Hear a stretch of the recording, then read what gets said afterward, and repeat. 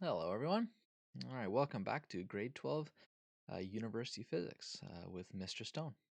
So, this is Unit 1, Lesson 3. So, now we're going to talk about something quite different. We're going to talk about non inertial frames of reference. So, everything so far has been about inertial frames of reference, where things are either constant motion, the frame of reference is at constant motion or is at rest.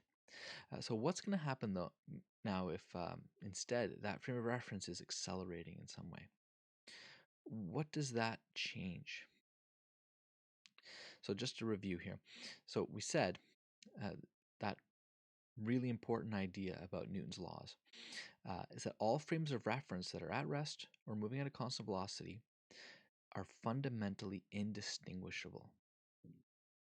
Right? There's nothing we can do that can prove that our inertial frame of reference is at rest or at some constant velocity, which means that really there is no correct frame of reference. There's no absolute frame of reference, right? There's no frame of reference that really is the right one. They're all correct. And we have to apply Newton's laws accordingly, right? Everything is still correct. My moving frame of reference in a car is the same as the frame of reference from when you're outside watching it. The physics all still has to work. Now, if I accelerate the frame of reference, if I take my frame of reference, let's say if I'm in a car and I hit the gas, I accelerate the car, that's going to cause some changes, right? Because Newton's first law states that an object in motion wants to stay at motion, or an object at rest wants to stay at rest. For us to change that, we have to apply an unbalanced force.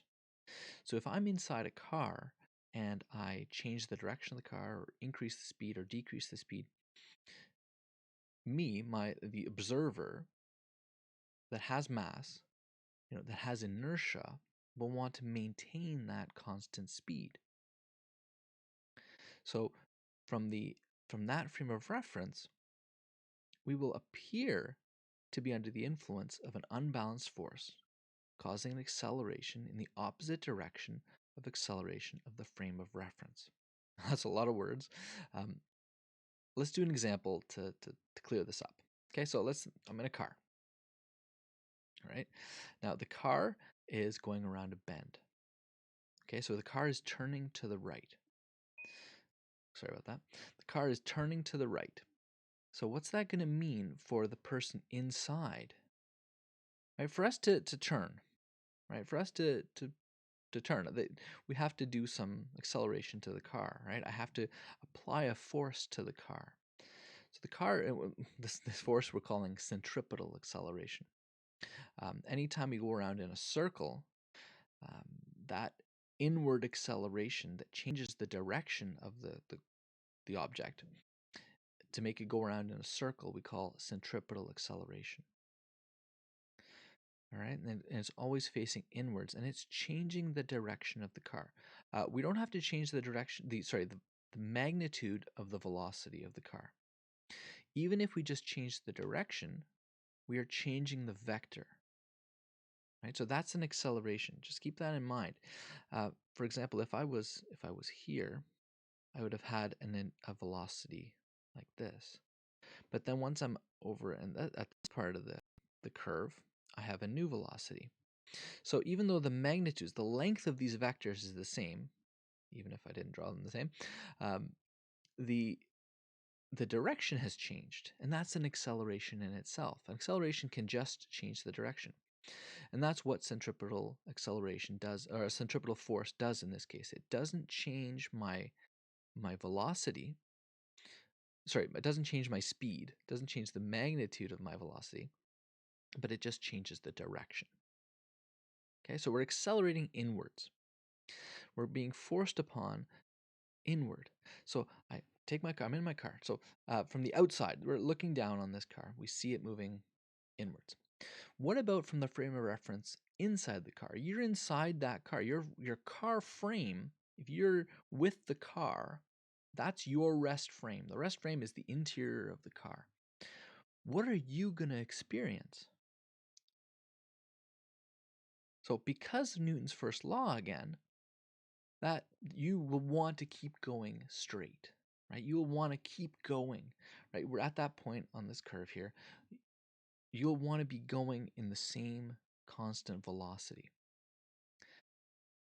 But the car frame is moving to the right. You're going to want to be keeping going straight. So what you're going to experience inside the car is a force to the left. Right? You've all experienced this. You're in a car, the car turns in one direction rapidly, you're pushed the other way, right? If you turn your car's steering wheel one way, you're going to go the other way, right? We have all experienced that. You may not have thought about how that force doesn't actually exist. What do I mean by that? So that force that you're feeling that's pulling you to the left is only there because you want to be going straight. You want to maintain your constant velocity because you have inertia. Your inertia is manifesting a fictitious force, which we call it a pseudo force. In this case, it's the opposite of centripetal. We call this a centrifugal force. You've probably heard that term at some point. The centrifugal force, it's the force pushing outwards while you're spinning or turning or something. Anytime that you're changing direction in a curve or in a circle or something spinning, there's a force pushing things outwards. And it doesn't even exist, though. It's only a manifestation of accelerating the frame of reference. So when we have a non-inertial frame of reference, we have to be careful because there's some forces that don't even exist. They only exist there because we want to continue going in the same way we were because of Newton's first law. Okay. We can also call these inertial forces. You may have experienced this in an elevator. When the elevator starts going up, let's say, we feel as though we're getting pushed down. We feel like gravity is increased. And that's only a manifestation of the acceleration of the frame of reference, which is the elevator car. As it's accelerating upwards, we're going to want to maintain our position, maintain our rest state. So we're going to be pushed downwards. That force that you feel pulling you down doesn't exist. It's only there because your frame of reference accelerated. And if you go really far with this idea into our modern view of gravity, gravity doesn't even exist. Probably shouldn't be saying this at this point. We probably should wait a little longer. But gravity and acceleration are the same thing. If you accelerate, like I said, there's no way that we can determine whether or not a frame of reference is at rest or at constant velocity. According to Einstein's relativity theories, there's no way that we can decide whether a frame of reference is under the influence of gravity, so like a large mass pulling you down, or the frame of reference is accelerating. Those two are actually exactly the same, and we can't distinguish them. But that's I've gone off on a tangent. I apologize. Okay? So the big idea here is that there are forces that we feel that don't actually exist. They're only there because our frame of reference is non-inertial or accelerating. Okay? So what is this centripetal force here when I go around in a circle? How can we define it? Can we come up with a mathematical expression to understand it? So let's consider a circle here. So we're in this. One second. So we're going around in a circle. Okay. So when we're going around in a circle, we're not changing our speed. We're only changing our velocity, and we're starting off at a point which is on the left-hand side of the circle. We can define it by this radial vector, which we're going to call R1. Okay? And at some point later, we're going to be now at the top of the circle, which will be defined by, we're going to be traveling with a velocity V1, which is tangential. You know what that word means? Tangential. on the edge here. We call this vector here. If I let go, imagine I was on this is a string and there's a ball on the string here, and I let go of the string at this point. The tangential velocity is the velocity it would head off at. Okay. At some point later, I'm at a new position, which we're going to call this R2, defined by this radial vector R2, and we're going to have a new tangential velocity of V2. Okay, and as I go around the circle, my tangential velocity continues to change according to wherever I am on here. I'm arbitrarily choosing these two positions, and you'll see why it's completely arbitrary in a second here. So now let's think about, so this radial vector is going around in a circle. Okay, it's going around and around and around and around in this circle, right, as it goes around. Now, while the radial vector is going around in a circle, the velocity vector is also going around in a circle. Okay, it starts off when the radial vector is to the left here, the velocity vector is at 90 degrees to that. It's always at 90 degrees to that. And it's always rotating with it. So we can actually consider a circle generated by those radial vectors. And notice they're always a 90 degrees phase shift. They're 90 degrees after or before, whichever way you want to look at it. And they can generate their own circle. So while this r vector is going around, the velocity vector is also going around.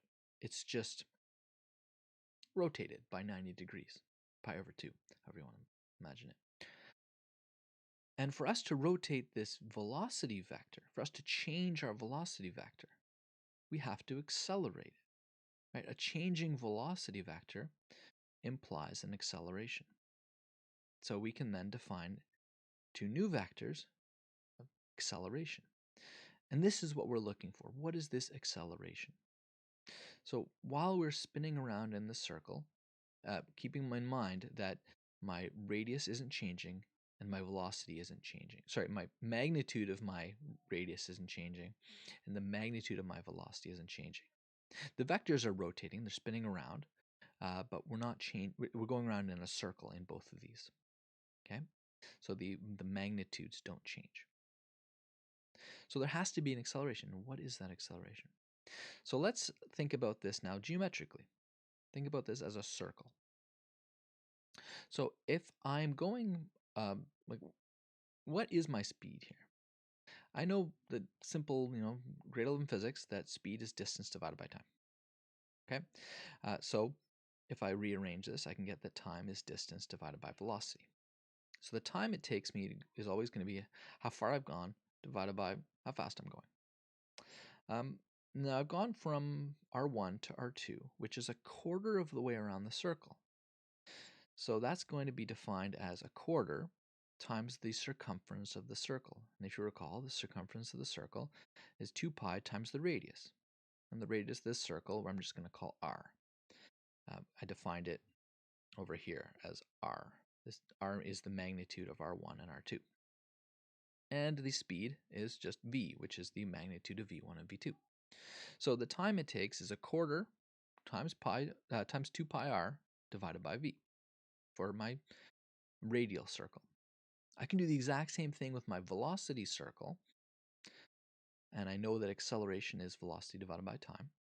Time is velocity over acceleration, and the time it takes for us to go a quarter of the way around the circle is a quarter, 2 pi v now. The radius of the circle is v, and the rate of change, instead of velocity now, is acceleration.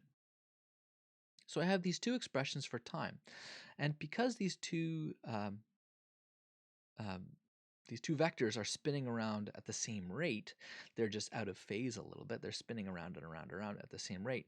Those times have to be the same. So I can set the two times equal to each other. And here you can now see why I said that the choice of a quarter of the way around the circle is arbitrary. They'll cancel out, right? I could have gone a halfway. It just makes it easier for me to draw and easier for you to see in the picture, so that it is a quarter. It didn't matter. I could have gone all the way around, but then I would have the vectors on top of each other and it would be difficult to see. So a quarter is nice because visually, but they cancel out, right? And the two pi's cancel out and we're just left with AR. So I cross multiply here. So multiply both sides by A, multiply both sides by V, so that the acceleration times the radius is equal to the velocity squared. Okay? And I can rearrange this now for A. So the centripetal acceleration, the acceleration that's required to keep the object spinning around in a circle. Okay, that's the criteria. Centripetal acceleration is not, it doesn't matter what's causing the centripetal acceleration. It could be a string, it could be friction, anything really. As long as the object is traveling in a circle, right, it has a constant radius, its acceleration to do that is how fast it's traveling, v squared, divided by the radius, r. And we call this centripetal acceleration. So in summary, centripetal acceleration is AC equals v squared over r. Notice the units will work out here because it will be meters per second squared divided by meters, or multiplied by 1 over m. So that's going to work out to meters squared per second squared, 1 over m. One of those will cancel, and we're left with meters per second squared, which is the correct units for acceleration. Okay, and then I can even go a little bit further and find out what the force is, the centripetal force, the force required to keep something traveling in a circle. Okay, is going to be mass times this. So centripetal force is mass times velocity squared divided by the radius. All right? So this is what we define as our centripetal acceleration. It's what's causing something to travel around a circle. So let's do an example here. So let's say I have a 200-gram mass, like a tennis ball or something like that, and I attach it to a 10-centimeter rope, and I'm spinning around at 5 meters a second. Now I'm spinning this around, let's say I'm spinning it over top of my head, so that the plane in which it's spinning is parallel to the ground. So gravity is at right angles to the centripetal force, so we don't have to worry about it. What's the tension in the string? Pretty straightforward here. So we know that it's traveling in a circle, so the tension in the string has to be equal to this centripetal force. So remember, keep this in mind. When I talk about centripetal force or centripetal acceleration, I'm not talking about any of the physics involved. That is a purely geometrical idea. It's telling us that it's traveling in a circle. We have to then define how it's traveling in a circle. What's causing it to travel in a circle? It could be a string in this case. It could be the wheels on a car. The wheels on a car, as you turn the wheels, that's imparting a force on the car to make it go around. Whatever causes it to actually spin, or sorry, to go around in that circle is that force. Centripetal force just tells us that there's a certain geometry, in this case, circular motion. So my centripetal force in this case will be the tension force in the string. So my tension force will be equal to mv squared over r, the formula we just derived. Plugging in all of my things here, again, the units will work out because I'll get meters squared per second squared divided by meters. So meters per second squared times kilograms, that's just newtons. So that works out to 50 newtons, to 2 significant digits. So there's 50 newtons of force acting on that string. Okay, so you can think about this in two ways, right? That there's 50 newtons that you are acting on the force, and there's also 50 newtons that the force is acting on you. Because of Newton's third law, right? You're going to feel that 50 newtons pulling away from you as a centrifugal force. Ugh. Careful here. Okay, so centripetal force is the force pushing inwards, right? For this to be going around in a circle, I have to be changing my velocity so that my velocity is now going around tangentially on this circle. That was hideous, sorry. Tangentially around this circle, all right? So I have to continually accelerate it inwards with my centripetal acceleration. It's always facing inwards towards the center of that thing. From the frame of reference, if you were, let's say, on that mass, if you were in that mass, let's say somehow you shrunk yourself down and made this into a little box and you were inside there, you would be stuck to the outside. with 50 newtons of force because you want to keep going. So there's going to be a fictitious centrifugal force pushing you against the side there. So you got to be careful here. When we're talking about the acceleration, the centripetal acceleration, that is the acceleration on the frame of reference. If you are inside that accelerating frame of reference, you will feel the opposite. You'll feel that pseudo force, that inertial force. Okay, so that's centrifugal. Centrifugal. Whereas this one here, this is centripetal. That's pretty subtle and might take a little bit of time to get your head around. Okay, so let's change this problem a little bit and say now we're going to spin my mass perpendicular to the ground. Instead of above my head, I'm going to spin it beside me, so it's going up and down. What's the maximum tension on the rope? Now we got to think, where is the maximum tension going to be? You may have experienced this if you've done that trick with a bucket of water, where you can get a bucket of water to, if you spin it fast enough, you can spin it over top of your head and the water won't fall on top of your head. That's because the centrifugal force, that pseudo force, is pushing on the water and pushing it out onto the bucket. And if you do that, you'll experience this. You'll know that when the bucket goes down towards the ground, you'll feel lots of force, right? Because that water is pushing outwards all the time, right? Because your experience, thanks to Newton's third law, you're experiencing the water pushing on you as a reaction force.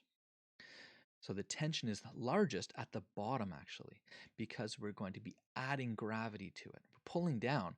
Once it's at the top here, you'll feel everything get lighter a little bit, right? Because the gravity is pulling down and the centrifugal force is pulling up, and they're canceling each other out. If you go slow enough, if you spin that bucket of water slow enough, it gets to the point where that water will actually fall on top of your head because gravity will be overcoming that centrifugal force. So as you can see from the diagram, it'll be at the bottom where we're going to add gravity to it. So what we're going to have to do then is we're going to just have to calculate gravity. Gravity is just equal to mass times g, 9.81 meters a second squared. Wait a second. All right, sorry. 9.81 meters a second squared downwards. So we're going to end up with a force of basically 2 newtons, 1.962 newtons down. And then I'm just going to add them. And they're both facing down, so I'm going to end up with a tension force of 52 newtons down. Okay? Now be careful.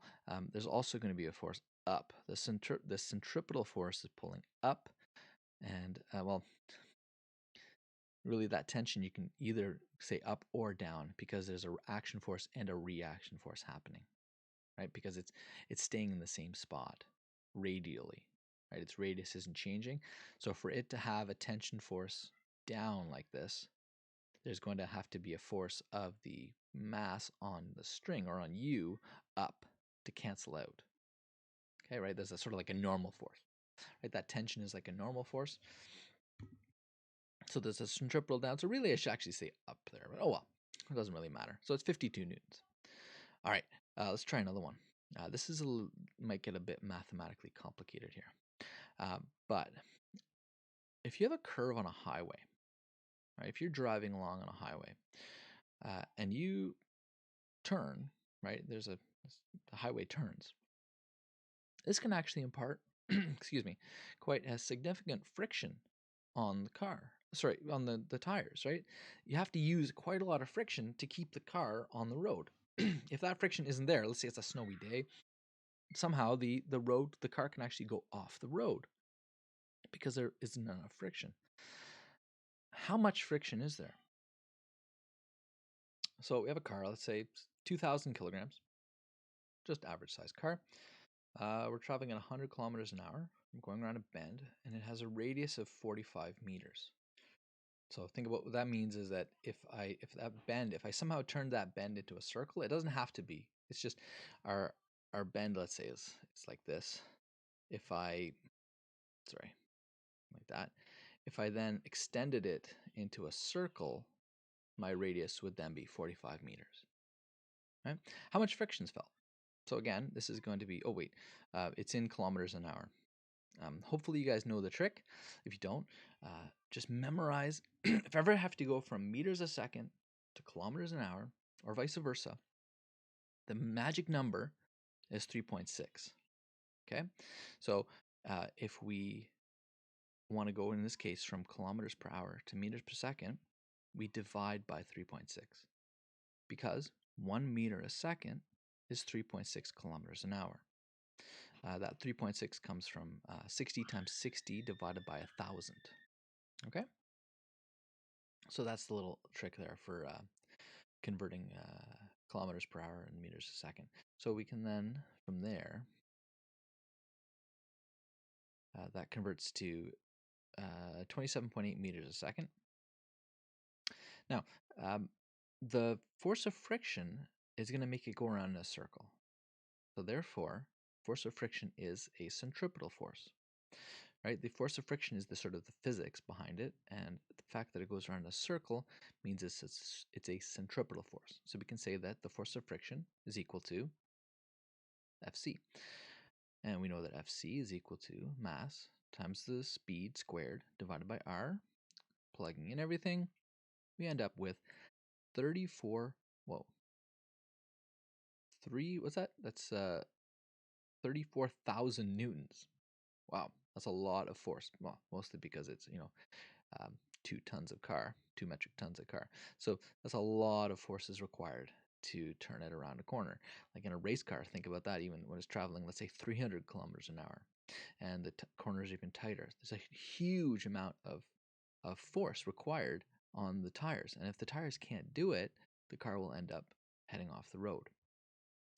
So a way that people or engineers have figured out to make it faster racetracks is you curve or bank the curve. So this is a NASCAR curve, and the left turn here is at an angle of 31 degrees. Right? It would be difficult to even stand on that. But the reason that this helps is because the car is now falling to the left. Gravity is assisting it in pulling down, because this ends up being like in lesson number 1. This is an inclined plane, right? Because gravity is going to want to pull this car down towards the inside of the curve.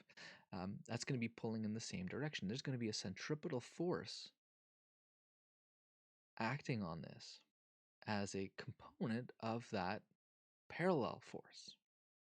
Now, what do I mean by that? Let's do this a little bit more straightforward. Let's not look at complicated real life things. Let's look at it from a simple point of view here.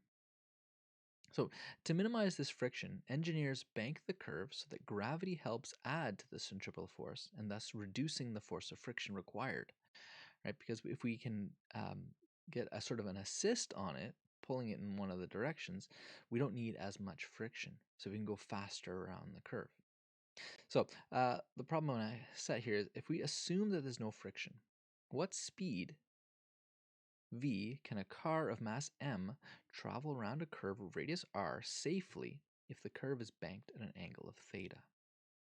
So if let's say it's a completely icy curve, is there an angle that we can put on that curve so that as it's going around the curve, it falls inwards such that it doesn't need to even turn? You can actually feel this sometimes if you're going around a curve on the highways. They do this. They take the highway curves and they actually tilt them so that it's actually easier to turn around them. So let's simplify this even more. Let's get rid of the car. Let's call this a box here. Now, gravity is going to be pulling it downwards, right? And the normal force is going to be at right angles to the surface. Now, those are not collinear vectors right now, right? So that means it's going to be wanting to pull down. Now, when we did this problem before, our frame of reference was parallel and perpendicular to the curve. I'm going to do a little bit different because I know that it's going to want to go inwards, right? It's going to want to curve. The centripetal force is going to be in this direction. right? It's going to be at right angles. So using that parallel and perpendicular frame of reference isn't going to be very helpful. Let's use the up, down, left, right frame of reference. So now gravity is okay. Previously, we broke gravity up into components. This time, let's take our normal force and break it up into components. So now the normal force will be made up of a y component and an x component. And what's important here is that that x component, that's going to be going inwards. And that's the only thing that's going to be pulling inwards to go around in a circle. So that's going to be our centripetal force now. That's the piece, that's the component of the forces acting on this as it's going down the ramp that will behave like a centripetal force. Okay?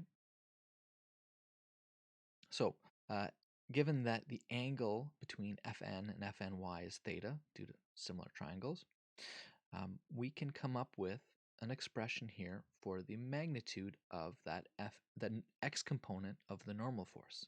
It's going to be the magnitude of the normal force, Fn, multiplied by sine theta. Sine of this, since it's opposite, we're going to multiply by sine, that'll give us that piece. And the magnitude of that, the size of that vector, the size of the vector Fnx, will then be equal to our centripetal force. Now, we can also show that because those two green vectors, they have to be the same size so that the object doesn't, levitate off the racetrack or bury itself into the racetrack. Those two vectors have to be opposing each other. So we can say that just to keep things in the vertical direction, the net force has to be equal to 0, right? Otherwise, it will go up or down. So then that force of gravity, the magnitude of the force of gravity, notice these are all scalar equations, except for the first one there. Sorry, this is a vector equation here. But in this case, these are opposite each other. So if I put a vector equation, one of them would have to be negative. But the y component is going to be the normal force times cos theta. And I can rearrange this for Fn to show that it's equal to the force of gravity, mass times gravity, divided by cos theta. And I can replace it here. I can take this Fn and I can put it into the equation there and come up with this new equation. And notice that I have now sine divided by cosine. And remember from our grade 11 trigonometric identities that sine divided by cosine is equal to tan. So then Fg is equal to mg. So m v squared over r is going to be equal to mg tan theta. Notice the m's will cancel nicely. And I can rearrange for v, and I can get the velocity, sorry, the speed that I can, the safe speed, the speed that I can travel around that curve without flying off is going to be the radius times gravity divided by tan theta, and then all that square rooted. Okay? Do the units work for that? That's going to be meters per second squared, meters times meters, and then all square rooted, so that's going to end up being meters per second, which is velocity. So we're good to go. Units work nicely. Okay? So there's a formula here that can define how fast we can travel around the curve without friction. All right, and the trick here was using a frame of reference, again, using a frame of reference that helps us. When we were going down the ramp, when we were accelerating down the ramp, up and down, we used the parallel and perpendicular frame of reference. Here I don't want to go accelerating up and down the ramp. I want to continue around the circle, around that curve, without going up or down. I want to stay in that same lane, let's say, of my racetrack. So I used a frame of reference that was the XY plane here that I've defined, like a simple Cartesian plane, up, down, left, right. And from there, I can break it up into a component which is going to be facing inwards. Think about it. This triangle is actually going to sweep out that curve, right? So you can think about this object traveling around a circle, a flat circle, so that centripetal force will have to be facing inwards along the circle. Okay, so for homework, I got I got 3 extra questions, non-textbook type questions. Second. So all I want you to do here, first one, how much centripetal acceleration are you experiencing right now? So instead, right now, think about it. We're on Earth, right? We're sitting on Earth, and the Earth is spinning. It's spinning from the equator. The maximum speed is 464 meters a second, like 1.5 times the speed of sound. Okay, now it's not traveling at that because the air is moving with it. So it's if the air was stationary in some other rest frame, then the Earth underneath it would be traveling at 1.5 times the speed of sound. But it's traveling with it, so it's all good. If the radius of the Earth is 6.4 million meters, that's the radial part. We're at an angle of about 45 degrees from that. How much centripetal acceleration are we experiencing? And in turn, how much centrifugal force is sort of pushing us away from the Earth? All right. So what you're going to have to do basically is figure out what the radius of rotation is here. Right. The radius of rotation here will be 6.4 million meters. But what's the rotation going to be around in this smaller circle? Right. Because we're traveling at this 45 degree. And then also, what's the speed going to be? What's the radial speed going to be? Just think about, a little bit of trigonometry here. If this is 45, okay, what's our centripetal acceleration? Next, since we have a formula for centripetal acceleration, we can actually come up with a new one that's defined by instead frequency, how fast we're traveling, the period of rotation or frequency of rotation. Right, let's say I spin something around at a frequency of 2 hertz, which would mean that every second it's going around the circle twice. Can you come up with an expression here for centripetal acceleration equal proportional to the frequency and one proportional to the time? Okay, so that's question 1 and 2. Question 3, same banked curve problem, but what happens if gravity is taken into consideration? Okay, so show now that formula that I derived there, instead of being just, what was it, square root of Rg tan theta, if there is a friction that's happening, and the friction is equal to mu Fn, can you derive the formula here for my safest velocity, given I have a coefficient of friction mu between the car and the road? Okay, and then there's some homework problems that are pretty straightforward. Okay, these ones are easier problems. These ones are more conceptual, or not conceptual, these are the harder ones. And then there's some ones there. All these problems will be solved on our website though. Okay, so that's it for now. A little introduction here to non-inertial frames of reference. All right, so good luck with that, and I'll be talking to you later.